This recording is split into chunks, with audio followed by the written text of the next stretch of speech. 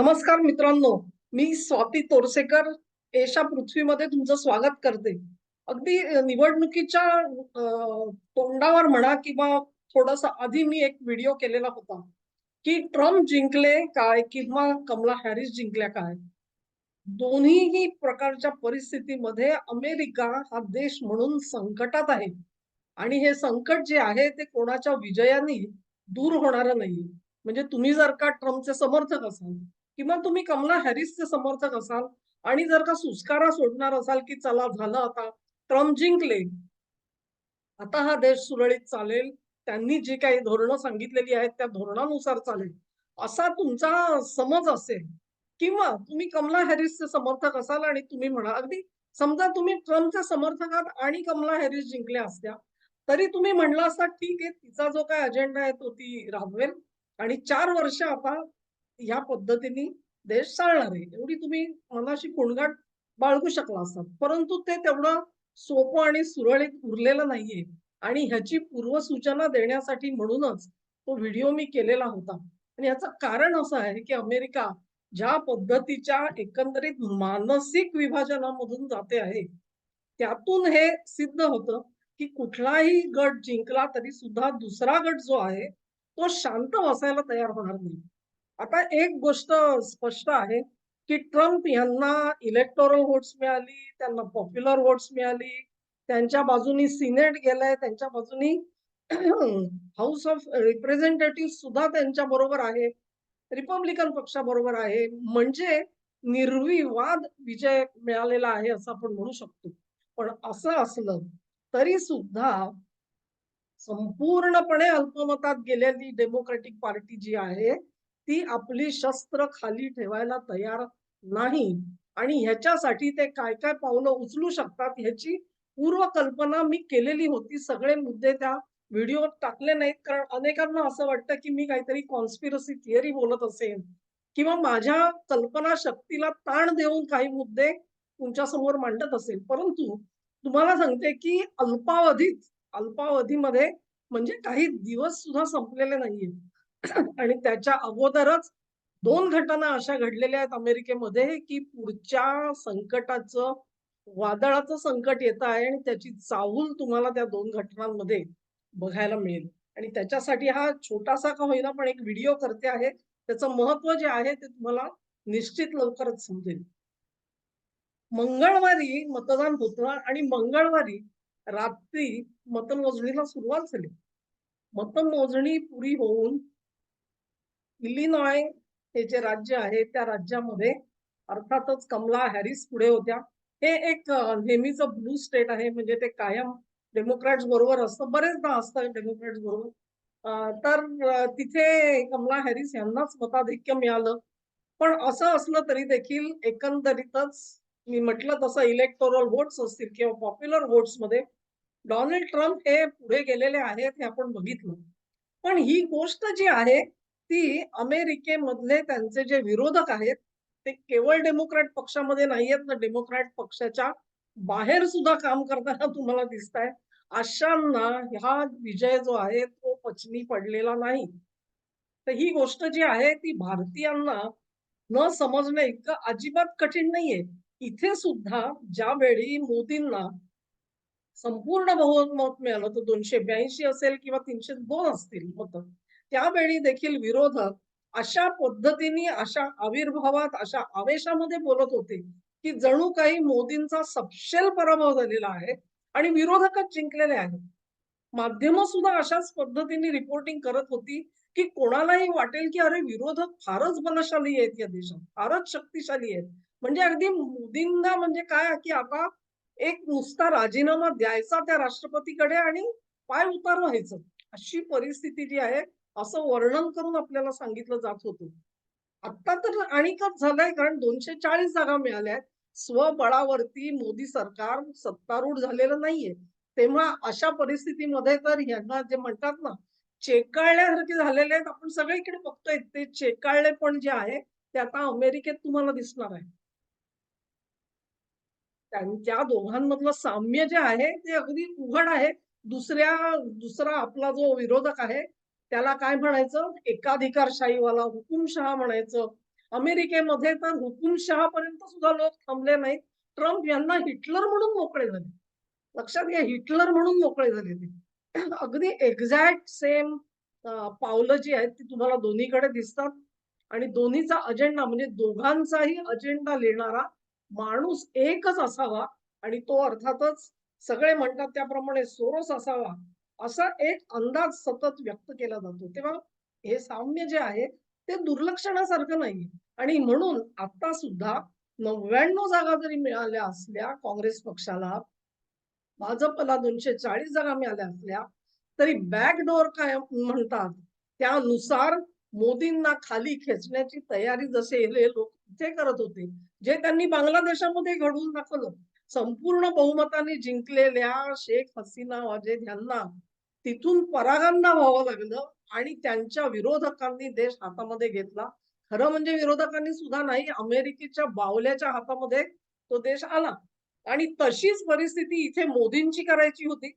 तशीच परिस्थिती आता अमेरिकेमध्ये डोनाल्ड ट्रम्प यांची करायची आहे. हे लक्षात घ्या. आणि मग त्याच्यासाठी मंगळवारचं मतदान 24 तास उलटले नाही. त्याच्या अगोदर शिकागोमध्ये एक मोर्चा काढला गेला. दमदार मोर्चा आहे. तुम्हाला इंटरनेटवरती तो व्हिडिओ सुद्धा बघायला मिळेल. तुम्ही जरूर बघा. त्या व्हिडिओच्या मध्ये निदर्शक मागणी काय करत होते हे महत्वाचं आहे. ते मागणी करत होते अबॉर्शन ऍक्सेस, म्हणजे गर्भपाताचा जो हक्क आम्हाला आहे तो हक्क अबाधित ठेवा. इथे आलेले जे घुसखोर आहेत म्हणजे बेकायदेशीर घुसखोर जे आहेत, निर्वासित जे आहेत, त्यांचे हक्क तसेच्या तसे राहिले पाहिजेत. म्हणजे त्यांना या देशामध्ये राहण्याचा हक्क असला पाहिजे. ते भले बेकायदेशीर असतील, भले ते घुसखोरी केले असतील, भले ते गुन्हेगारी स्वरूपाचं त्यांचं आयुष्य राहिलं असेल आणि या देशात आल्यानंतर गुन्हे करत असतील, तरी सुद्धा हे सगळं त्यांना माफ आहे. कारण त्यांना ते निर्वासितांचे हक्क दिले गेलेले आहेत. आणि तिसरी बाब जी त्यांनी सांगितली ती म्हणजे अमेरिका इस्रायलला जी लष्करी मदत पाठवते आहे ती ताबडतोबीने थांबली पाहिजे. गाझा पट्टीमध्ये जे अत्याचार चालू आहेत त्या अत्याचारांना पूर्ण विराम अमेरिकेने जर का लष्करी मदत थांबवली तरच होईल. आणि म्हणून इस्रायलची मदत थांबवा या 3 मागण्या घेऊन हे निदर्शक शिकागोच्या रस्त्यावरती हजारोच्या संख्येने उतरले. 24 तास सुद्धा झालेले नाहीयेत मतदानाला. तुम्हाला कळतंय, तुमच्या ह्याच मागण्या होत्या वर्षभर. ह्याच मागण्या घेऊन या अगोदर बायडेन लढत होते. त्याच्यानंतर कमला हॅरिस यांनी सुद्धा हेच मुद्दे जनतेसमोर मांडले. ते बहुमताने नाकारले गेले, फेटाळले गेले, तरी सुद्धा बेशरमपणे रस्त्यावर उतरायचं आणि ह्याच मागण्यांसाठी आपण आपले मोर्चे काढायचे. त्याला मित्रांनो काय म्हणायचं?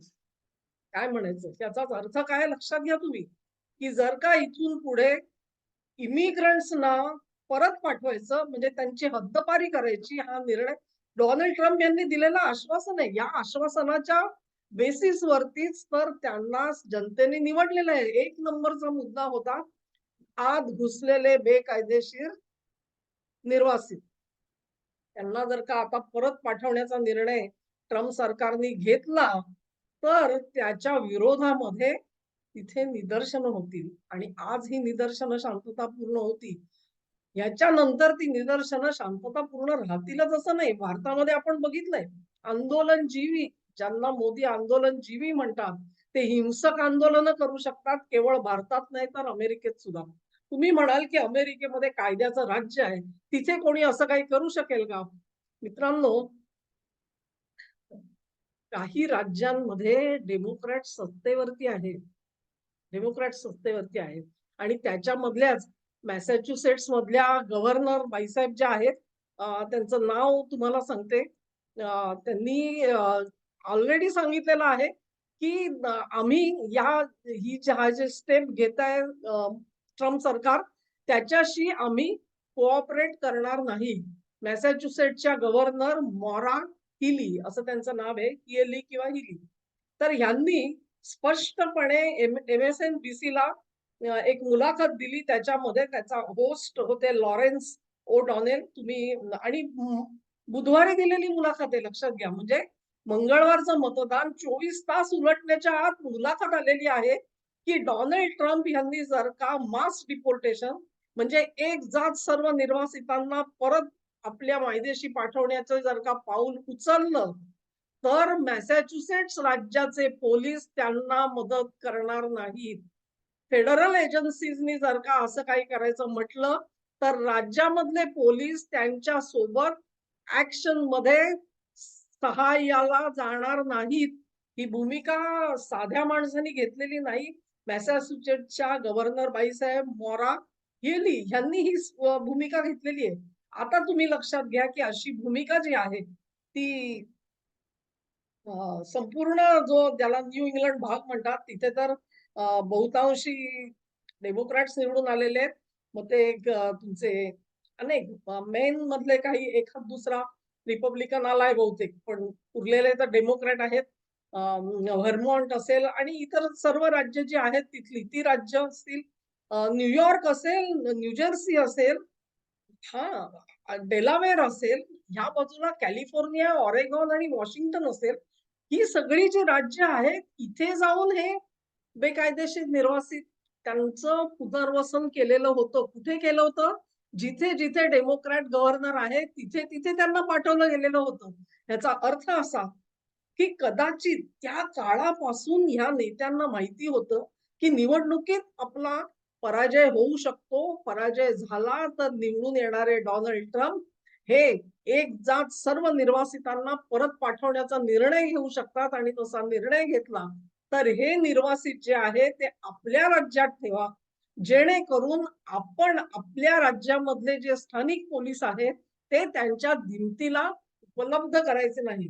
परत एक लक्षात ठेवा की जी सगळी बॉर्डर स्टेट्स आहेत त्यातली सुद्धा काही स्टेट्स त्यांच्या हातामध्ये, न्यू मेक्सिको असेल किंवा मी कॅलिफोर्निया म्हटलं, कॅलिफोर्नियाचा थोडा भाग आहे पण न्यू मेक्सिको, अरिझोना सुदैवाने आता निदान काय म्हणतात तुमचे ट्रम्पच्या सोबत जे आलेले आहेत ते निदान रिपब्लिकन आहेत, परंतु तिथलं लोकल गव्हर्नमेंट वेगळं आहे. तर अशी जी ही परिस्थिती आहे त्याच्यामध्ये वेगळी गोष्ट एक पहिली म्हणजे आम्ही रस्त्यावर उतरू शकतो हे 24 तासाच्या आत सांगितलं गेलेलं आहे आणि स्थानिक पोलीस तुमच्या मदतीला येणार नाहीत. हा दुसरा इशारा दमदार स्टेट मॅसॅच्युसेट्स कडून ट्रम्प प्रशासनाला मिळालेला आहे. मी ट्रम्प प्रशासन म्हणते म्हणजे खरं म्हणजे हा विनोद आहे. ट्रम्प यांनी तर अजून शपथ घेतली नाही. 20 जानेवारी पर्यंतचा काळ आहे. जवळजवळ 8, 7, 8 आठवडे किंवा थोडे जास्तच असतील त्याच्यापेक्षा. हे सगळं असून सुद्धा असे जर का गोष्टी घडणार असतील तर या 7 ते 8 आठवड्यामध्ये नेमकं काय घडणार आहे मित्रांनो, हा खूप मोठा प्रश्न आहे. खूप मोठा प्रश्न आहे हा आणि ह्याच्यामध्ये ज्याला म्हणतो ना आपण इररिव्हर्सिबल म्हणजे पाऊल परत मागे घेता येणार नाही अशा पद्धतीची काय पावलं हे हंगामी सरकार तिथे जे बसलेलं आहे ते घेईल ह्याचा भरोसा नाही. ह्याचा भरोसा नाहीये.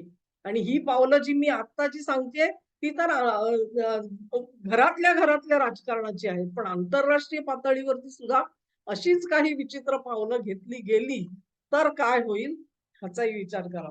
कारण त्यांच्यासाठी ट्रम्प सत्तेवरती आले तेव्हा त्यांच्या मार्गामध्ये धोंडे घालायचा, अडथळे उभे करून ठेवायचा आणि अशा प्रकारचे अडथळे निर्माण करतील की बस सोडवत हेच, तू जे काय लोकांना आश्वासनं दिलीस ती आश्वासनं पाळायचं दूर, कारण ती ऍक्शन प्लॅन गुंडाळून ठेवावा लागेल. इतक्या मोठ्या इमर्जन्सीज कदाचित तयार होतील, सांगता येत नाही. ह्याला तुम्ही परत एकदा कल्पनाशक्ती म्हणू शकता आणि स्वप्नरंजन म्हणू शकता. पण मी केलेलं जे वर्णन होतं ते स्वप्नरंजन नव्हतं. हे 2 दिवसात त्यांनीच सिद्ध केलं. इथून पुढे ते काय करतील ह्याचा भरोसा कोणालाही देता येणार नाही.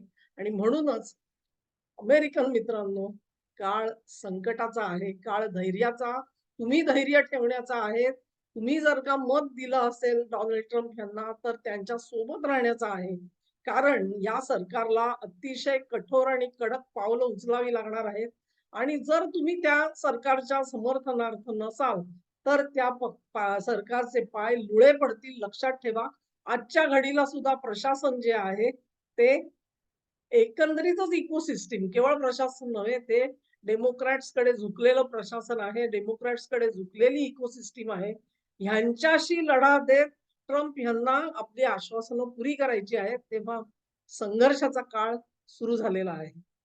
धन्यवाद मित्रांनो. हा व्हिडिओ तुम्हाला आवडला असेल अशी आशा करते. तुम्हाला आवडला असेल तर ही लिंक शेअर करा, व्हिडिओला लाईक करा, चॅनेलला सबस्क्राईब करा. माझा पूर्वीचा व्हिडिओ बघा, त्याची लिंक मी या वर्णनामध्ये देते आहे. आणि तुमचं सहकार्य जे आहे ते माझ्यासोबत कायम राहू द्या. नमस्कार.